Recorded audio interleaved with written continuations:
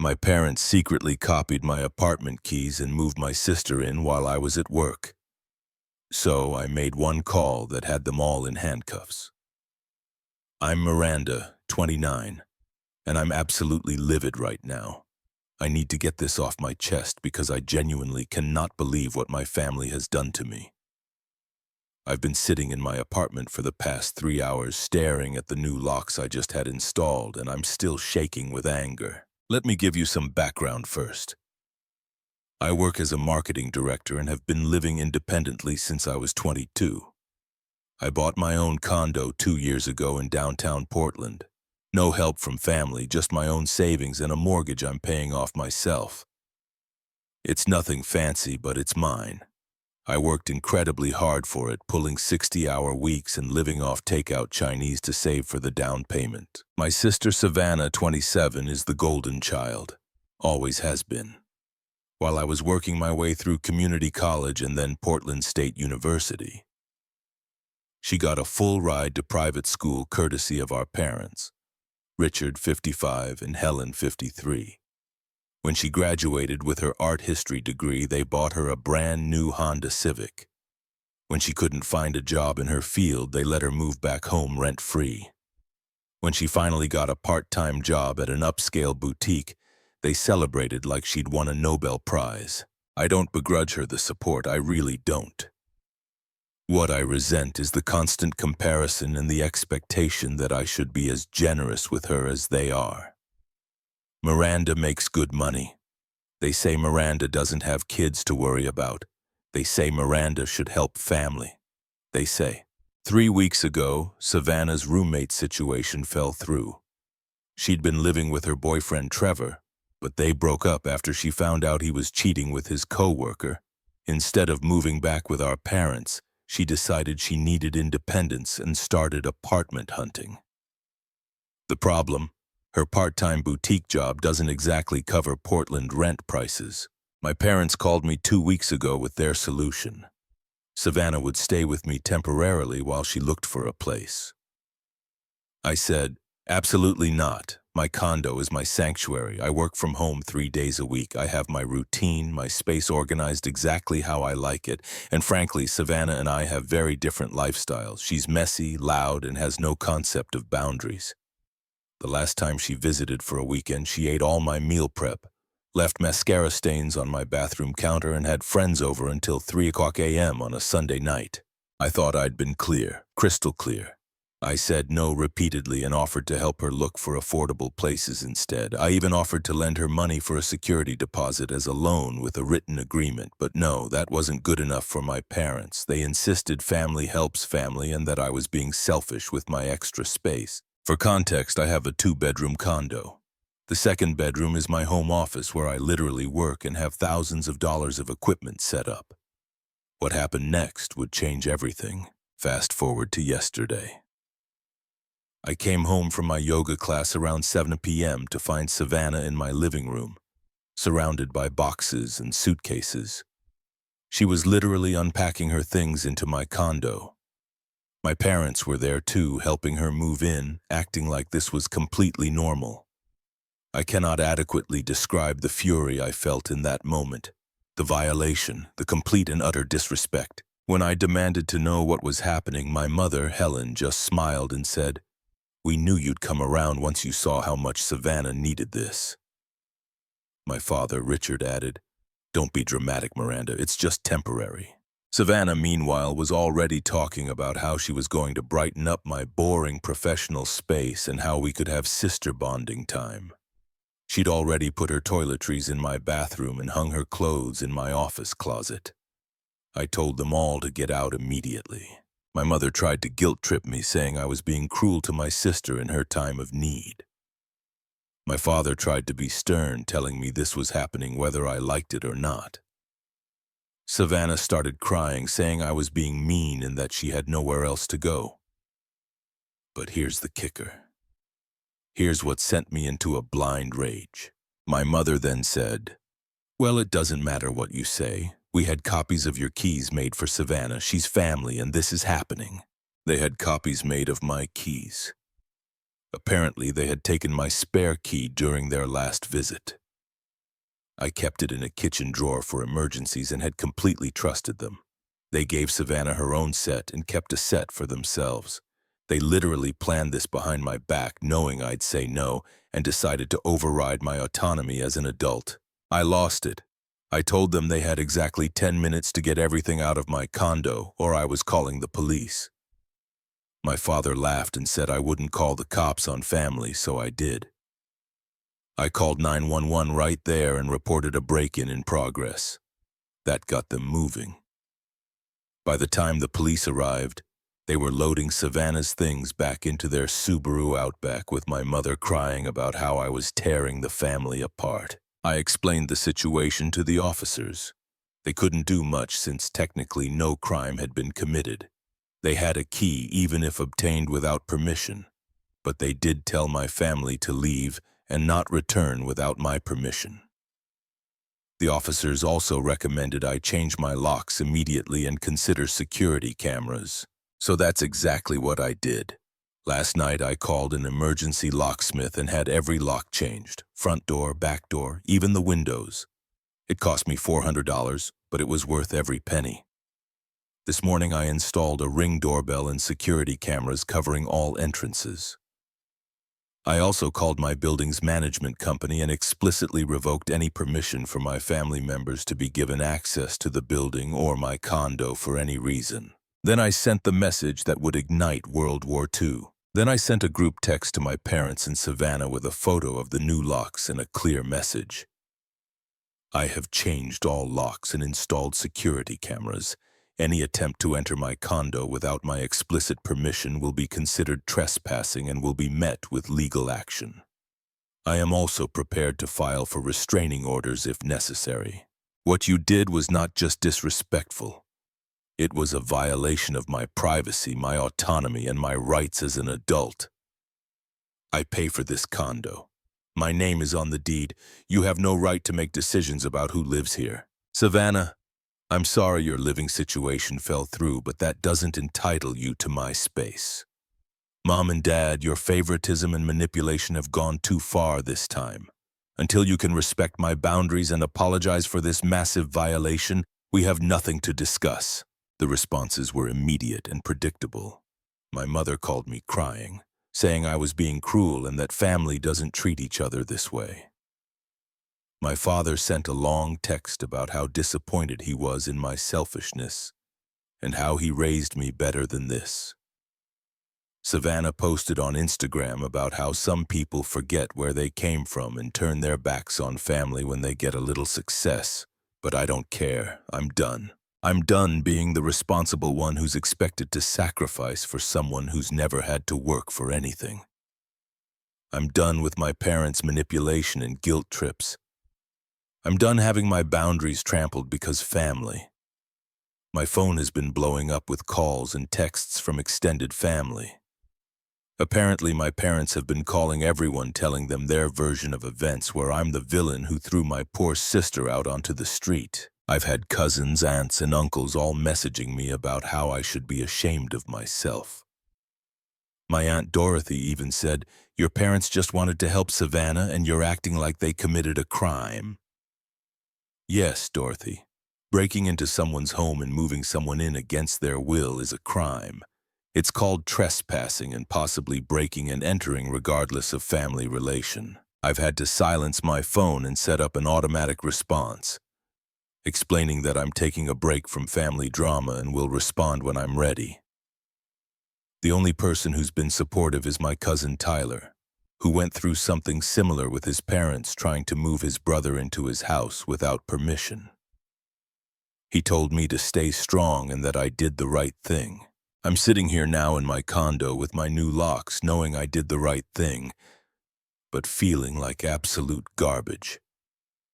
Part of me wonders if I overreacted, but then I remember coming home to find someone literally moving into my space without my consent, and I get angry all over again. This isn't about Savannah needing help.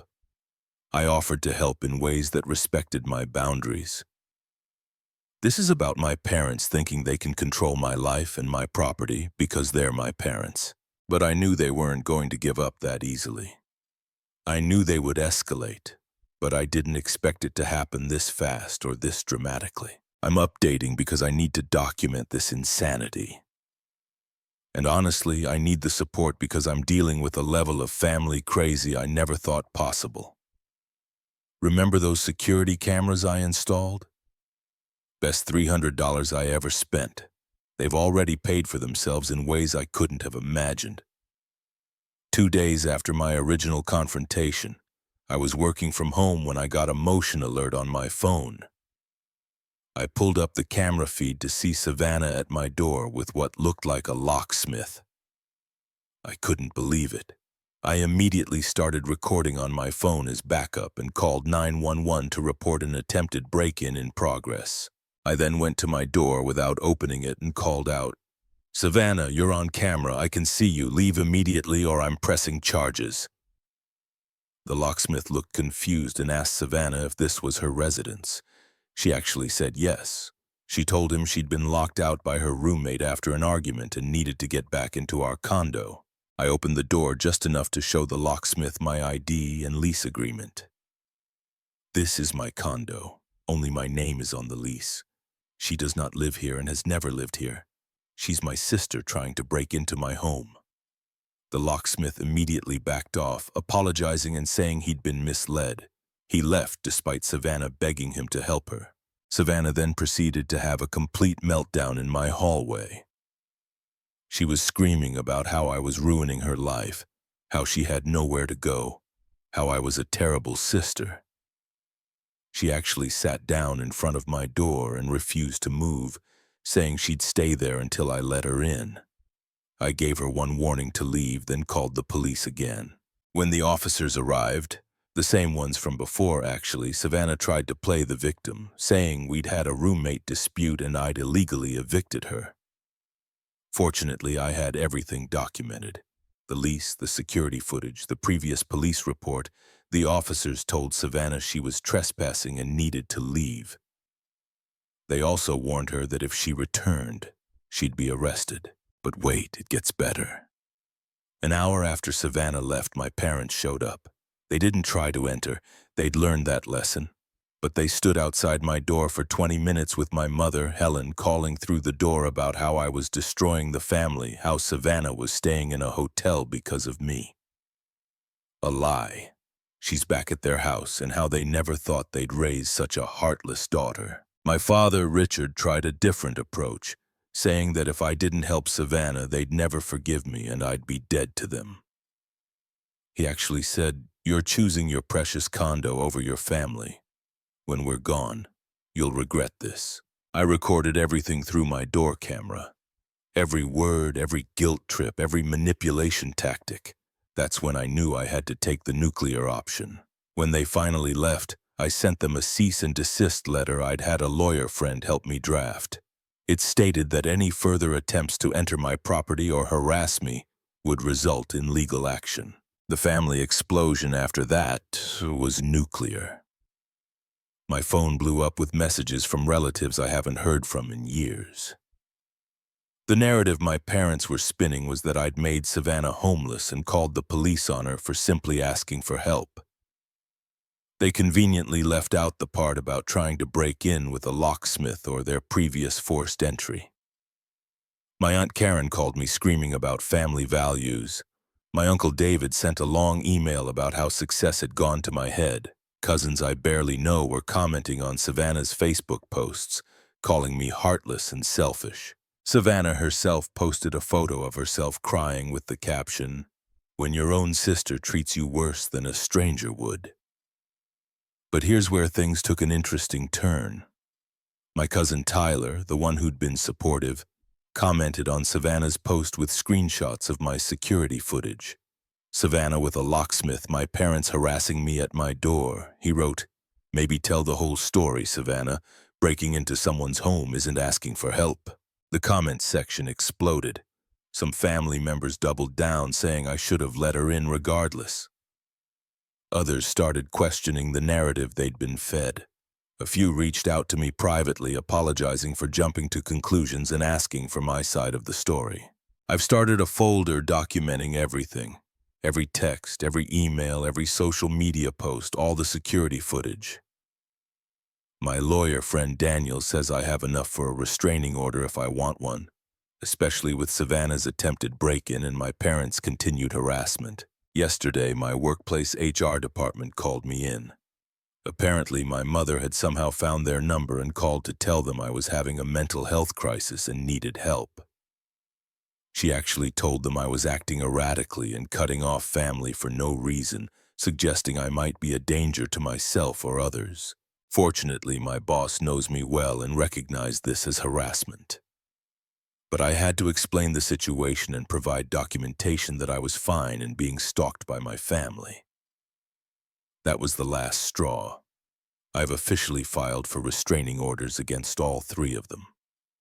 I also sent a formal letter to my extended family with the security footage and a timeline of events, making it clear that anyone who continues to harass me on their behalf will be cut off as well. The flying monkeys have mostly retreated, though I'm still getting the occasional passive-aggressive message. Savannah has started a GoFundMe for her emergency housing situation, claiming she's been made homeless by family.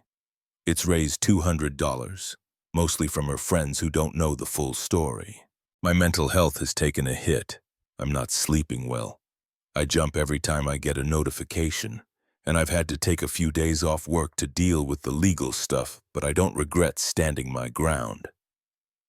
The restraining order hearing was about to become a circus. The restraining order hearing was yesterday morning, and my family turned it into a complete circus. They all showed up, not just my parents and Savannah, but also my aunts Dorothy and Karen, my uncle David, and several cousins. They'd clearly coordinated their outfits to look like a grieving family, all in black, like they were at a funeral. Savannah took the stand first and spun a tale of woe about how I'd promised she could stay with me, then changed my mind and threw her out, leaving her homeless and destitute. She actually cried on cue, claiming she was so desperate that she just wanted to talk to me through the window. When my lawyer presented the security footage of her with the locksmith, she claimed she was just trying to return a tool I'd lent her. The judge's face was priceless. My mother, Helen, testified that I'd been mentally unstable lately, cutting off family for no reason and acting paranoid. She suggested I might be on drugs or having a psychological break. When my lawyer asked her about making copies of my keys without permission, she said it was just what families do and that she was concerned about my safety. My father, Richard, tried to play the stern patriarch, saying this was a family matter that didn't belong in court and that I was bringing shame on our family name by airing private disputes. He actually told the judge that as my father, he had a right to access my home to check on my well-being. The judge had to explain that parental rights don't extend to breaking into adult children's homes. When it was my turn, I presented everything chronologically: the texts, the emails, the security footage, the police reports, the workplace harassment. My lawyer had organized it all into a clear timeline that showed a pattern of escalating harassment and attempted illegal entry. The judge asked Savannah directly if she had ever lived in my condo or had any legal claim to residency there. She tried to dodge the question, but ultimately had to admit that no, she'd never actually lived there. The judge then asked my parents if they had made copies of my keys without my permission. They tried to justify it, but had to admit that yes, they had. The judge granted all three restraining orders, 2 years for each of them. They cannot come within 500 feet of my home or workplace, cannot contact me directly or through third parties, and cannot post about me on social media. The judge specifically noted that the escalation from unauthorized key copying to attempted break-in showed a dangerous pattern that justified the protection orders. The courtroom erupted. My mother started wailing about how I was killing her, that she'd never see her daughter again. My father called me a disgrace to the family name. Savannah screamed that I'd ruined her life and she'd make me pay. The judge had to threaten them with contempt to get them to leave. As they were leaving, my Aunt Dorothy loudly said, "I hope you're happy. You've destroyed this family." My cousin Tyler, who'd come to support me, responded, No, they destroyed it when they tried to break into her home. She just refused to be a victim. But the story wasn't over yet. 3 months later, I wasn't planning to update again, but something major happened that feels like the ultimate vindication of everything I've done to protect myself. After the restraining orders were granted, life got peaceful. Beautifully, wonderfully peaceful. I could come home without anxiety. I could work without checking my security cameras every hour. I could exist without constant guilt trips and manipulation. About 6 weeks after the restraining orders, I got a call from the district attorney's office. Remember when I caught Savannah trying to break in with tools? They were pressing criminal charges, criminal trespassing, and attempted burglary. The security footage was crystal clear, and with my testimony and the pattern of harassment, they felt they had a strong case. Savannah apparently thought the restraining orders meant the criminal charges would go away. She was wrong. When she was formally charged, she lost her job at the boutique. Turns out having pending burglary charges doesn't look great in retail. The trial was last week. I testified about the pattern of harassment, the unauthorized key copying, the multiple break-in attempts. The prosecution presented all the security footage, the police reports, the documentation of escalating behavior. Savannah's defense was basically that she was desperate and just wanted to talk to me. Her lawyer argued she was scared to be out at night. The jury deliberated for less than 2 hours. Guilty on all charges,